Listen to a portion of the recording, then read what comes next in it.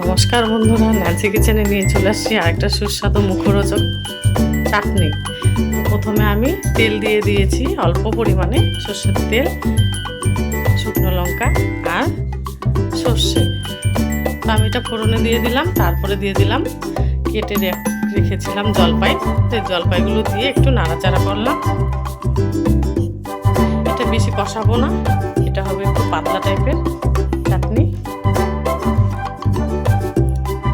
কতক্ষণ নাড়াচাড়া করে তারপরে দিয়ে দেব স্বাদ অনুযায়ী লবণ,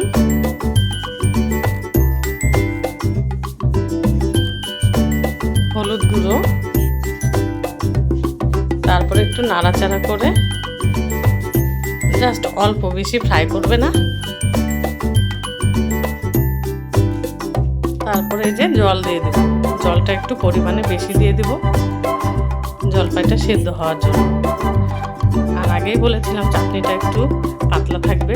আর বাতাসা ছিল আমার, বাতাসা দিয়ে করলাম। তোমরা চিনিও দিতে পারো, আমার বাতাসা ছিল, বাতাসা দিলাম। আমার ভালো সেদ্ধ হয়ে গেছে জলপাইগুলো। তো এখন নামিয়ে নেব। আমি একটু ভেজে রাখা মৌরি গুঁড়ো ছড়িয়ে দিয়ে নামিয়ে নেব। অতি সহজে এই রেসিপিটি বানানো যায়। দেখো, চটজলদি হয়ে যায় আর খেতেও সুস্বাদু। আর চাটনি খেতে কে কে ভালোবাসো কমেন্ট করে জানায়।